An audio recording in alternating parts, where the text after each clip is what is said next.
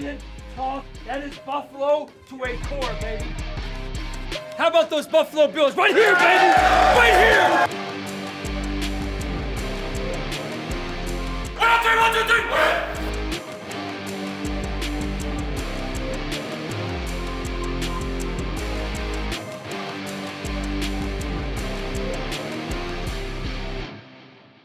Hey, everybody, and welcome into Week 8 of the Sean McDermott Show presented by Kaleida. Thanks for joining us. Sean, thanks for being here and giving us a couple minutes. Tough loss to the Falcons last Monday night. You sit at 4-2 at the bye. Even the most optimistic people say, hey, 4-2, let's go. What's your message to the team? You're coming off the bye week, dropped a couple in a row. What's the message? Stay together, number one, because you can't do anything apart from one another. And then two is make sure we're all doing our jobs. Understand your job, execute your job, and we owe that to each other, right? We got to do it to the level that we're not going to let each other down. And that's what the teams in the past have done, and they've come together. And it's not going to be easy. Every year is different, but that's the message. So Josh comes out 15 of 26 for 180, a couple of touchdowns, had a couple of interceptions, one tipped, a couple of tough breaks like that. He talked about after the Falcons game about getting back into rhythm with the offense. What is Josh's role in straightening things out and getting the offense back on track? Well, he's the face of the franchise, right? So his voice matters, and at the end of the day, he's our best player on this football team, and for good reason. So we've got to make sure that he's comfortable, and from a leadership standpoint, he's at the front, and that's important for us. You got 6 games into the season. You're top 3 in multiple categories offensively. And you always start the season, thinking, okay, who are we going to be this year? How have you seen your offensive identity take shape over the first month and a half? Yeah, it was. I thought we got off to a really good start. We were in a rhythm a little bit, and in the last couple of weeks, kind of out of rhythm a little bit, and so that's some of the things that we've needed to look at over the bye and come out with some solutions for. Your defense has been really resilient. They had a tough first half against Atlanta, then gathered it together, only allowed 108 total yards and 3 points in the second half. A number of guys stepping up because you got guys out with injuries. What can you say about the way your defensive staff has handled all the stuff that's going on? You got at one point 8 starters off the field defensively, and yet you're still kind of hanging in there. Yeah, well, I didn't know that, so thanks for sharing that. I didn't know the numbers exactly to that level, but couldn't be more impressed with the resilient nature of the defense, the defensive staff, and them giving us a chance multiple times in the game at Atlanta, with much work to do, though, and looking forward to that growth. Well, it's a word that goes with the NFL season. You got a bye week. You're 4-2. You're a big proponent of utilizing this time. You got a Week 7 bye, and you had one in 2021 and 2022. How does a Week 7 bye compare to others? He's like very late, like a Week 13 bye. How does it fall? Well, it's always good whenever it comes, and it's never exactly at the right time where you want it. You want to get back on the field after you lose as quickly as possible. But it does offer some time of reflection and rest at some points as well, especially for the players. They need it. The staff needs it as well, but at the same time, we've got some work to do this week here. All right, Coach. Thanks. We'll catch up with you later in the show to get your final thoughts on facing the Panthers on Sunday. Stay with us. Game Plan is presented by Energy Mark, official energy supplier of the Buffalo Bills. When we come back, Eric Wood gives us his breakdown of the Bills after the bye week. Later on, check out the best of Mic'd Up through the first 6 weeks of the season.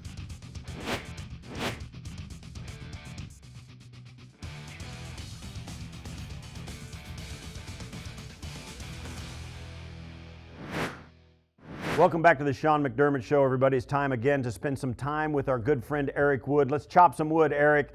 Did you scoreboard watch over the bye week? I did, yeah. I was able to take in some football, take a look around the league, and some good, some bad for the Bills, but that's all right. It's still very early in the season. You know as well as I do, it's a week-to-week league, and sometimes these teams look great, sometimes they don't look so good.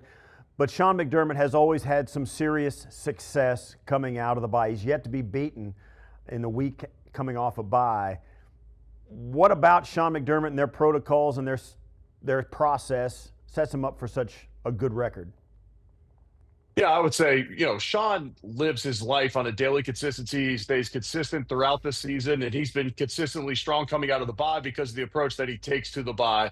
When we were back in 2017, we didn't get as much time off as they did now, but we also were trying to build a culture and get to the point where they're at now. Now, Sean gives them plenty of time to get away, to recharge their minds and rest. The coaching staff, on the other hand, is going to do a serious amount of self-scouting and try and figure out how they can attack some of their weaknesses this coming week leading into the Carolina game. What do you think's job one?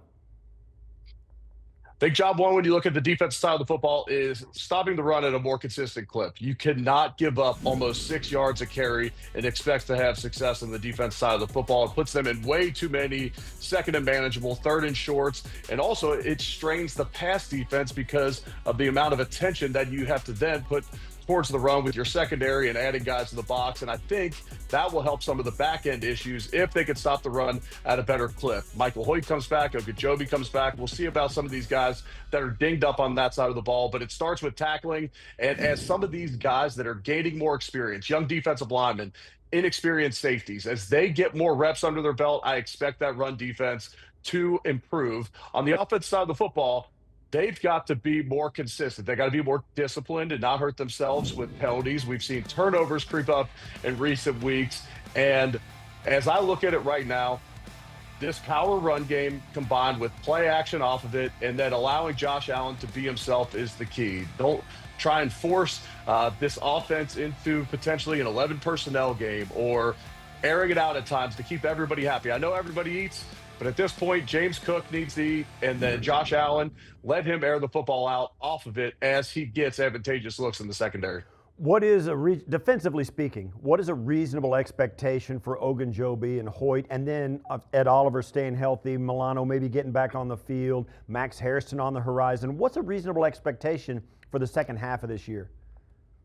I think they could greatly improve. There was guys that were either dinged up coming into the season, didn't get a lot of reps in the preseason. I think that's affected our tackling. I think it's affected a lot of things on that side of the football from a continuity aspect. And so getting some reinforcements back in there, some guys gaining experience on that side of the ball, I truly feel like, especially with some newer philosophies that are introduced to this defense with some staff changes this past offseason, that in this second half of the season, we could greatly improve on the defense side of the football.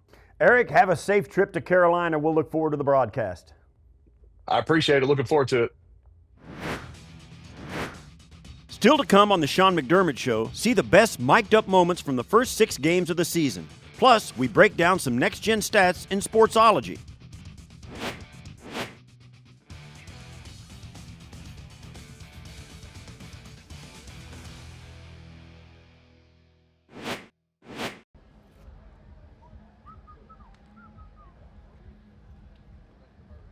Here we go. Hey, couldn't ask for a better day, fellas. I'm honored to fight with you each and every day. Let's go get one, huh? Do your job, love each other, help each other up. 1, 2, 1, 2, 3. Where's the duck? What you looking at?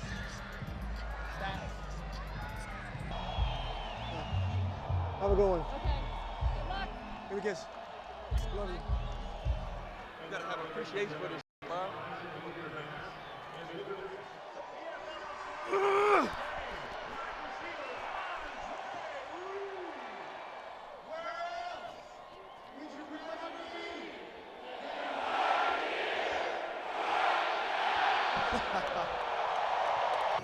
I need everybody in this, bro. I need everybody in the joint. Tighten up, tighten up, tighten up. Coach Young will be in this too, bro. We in this together, bro.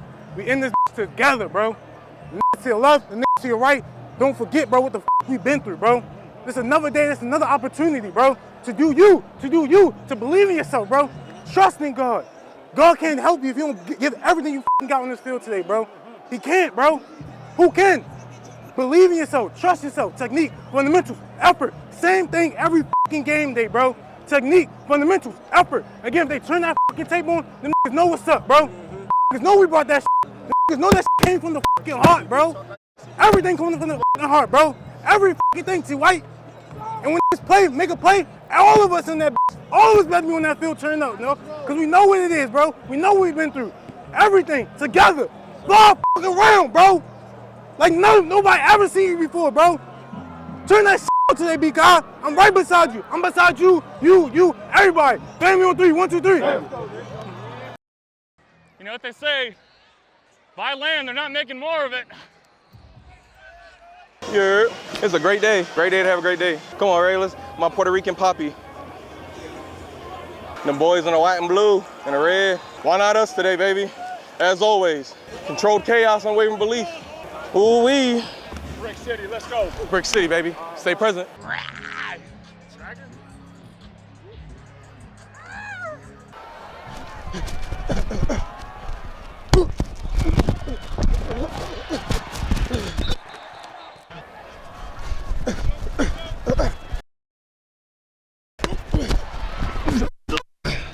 All right, Daddy, we're set.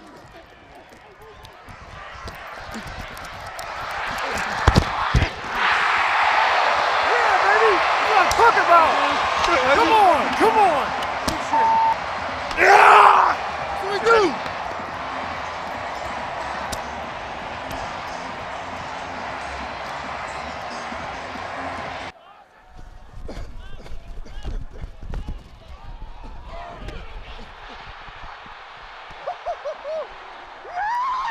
Let's go! Let's go! I'll see you later in the season, all right? Yep. Love you, baby. I feel you. How you doing? I'm good, baby. Straight. Love you, baby. All right. Stay healthy, baby. Yep. Yes, sir. MetLife, Big Dubs, BTA. You know how we do it. Get ready. Thursday coming up. Let's go.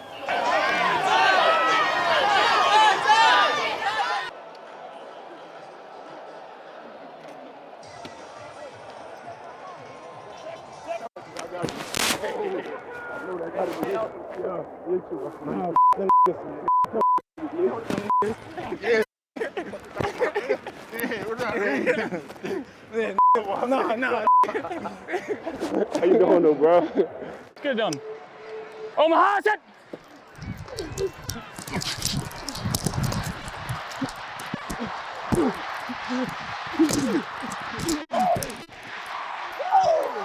Come on!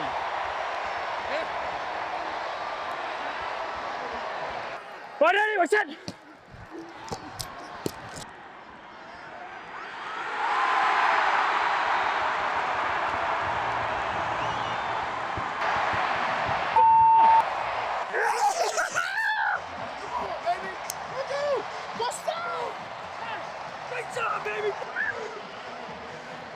I just threw that thing. Good job, Senator. I hate you. You say what? I hate you. Oh, that's nice.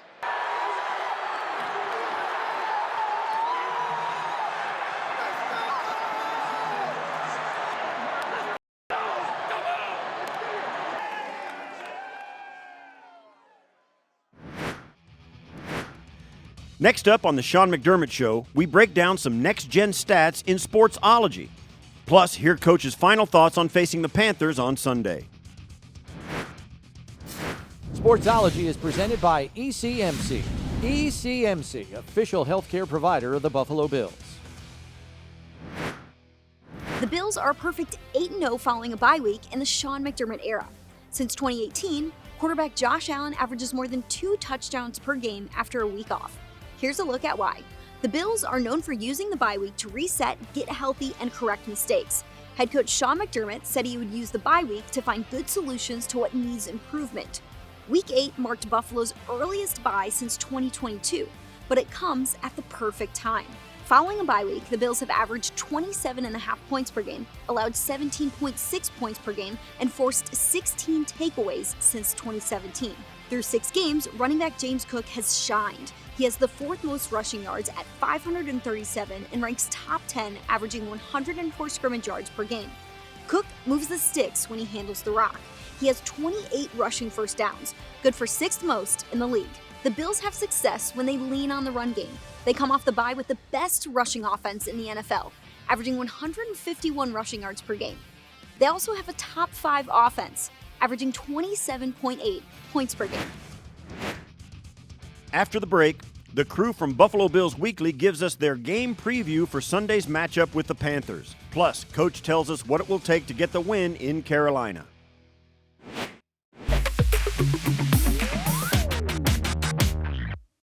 The Bills Bills are back on the road for a game against the Carolina Panthers in Week 8. According to NFL analyst Tom Pelissero, Carolina is likely without their starting quarterback Bryce Young due to a high ankle sprain. That means veteran quarterback Andy Dalton is in. Dalton brings 15 years of experience to the game and is no stranger to Carolina's offense. How does Dalton change things? I don't know that he changes much at all. You're talking about the number 3 rushing attack in football that now has Chuba Hubbard back with Rico Dowdle, who has lit the world on fire the last few weeks. 200 total yard from scrimmage games when Hubbard was out. Now they're working those two together. I'm kind of anticipating a 70-30 split in favor of Dowdle to Hubbard. He's a more explosive athlete than Hubbard, who's more of a grinder. And I think they're going to lean on that run game against what has been, let's be honest, a porous Bills run front. So they're going to test that and try to get Andy Dalton into some play action situations where he can, hit the second level of the defense. And look, Dalton, to your point, yes, he's a veteran. I think he's 2-2 in his career against the Bills, 4 career games, all with Cincinnati, 6 touchdowns, 6 picks. Hopefully he throws the Bills a couple of opportunities to get some takeaways. As we know, they have not had a multi-takeaway game this season. Coming off of a bye week, though, Buffalo averages 2 takeaways per game, so we could see them getting back to that number. Speaking of defense, Carolina's defense makes life hard for opposing offenses. They're top 10 in multiple areas. 7th best total defense, 10th against the pass, 8th against the run. They're allowing under 95 rushing yards per game. Why is it so hard to move the ball against them? They're just big and stout right up front on the line, led by Derek Brown, of course, who's a former top 10 pick, and that guy is a wrecking ball. He tosses linemen aside like sacks of potatoes. So they really got to be mindful of where he is and then get 2 linemen on him in most situations. Maybe use those duo concepts in the run game. I think on the outside, though, Mike Jackson, who's the corner that lines up opposite J.C. Horn, who is like their all-pro corner. I don't know if I'd be throwing over there very much. He's got 3 interceptions this season. But Mike Jackson has been victimized in the passing game. So I think Josh Allen, and the passing crew, they're going to have to try to test him down the field. I think there could be opportunities there. And again, if Kincaid is back in the lineup, he and Shakir, I think, could eat in the middle of the field. Their linebackers are not known to be very good in coverage. Moving to Carolina's offense, they're averaging just over 21 points per game, but you can't overlook them because they've got some weapons. Wide receivers Ted McMillan and Xavier Legette are big and physical. Then they have the running back Rico Dowdle, who's explosive, 3rd most rushing yards right now with 551. How do you stop multiple weapons? Yeah, you've got to kind of keep tabs on all of them, right? I also think with those 2 big receivers outside, the Bills are just going to have to be nasty and physical with them.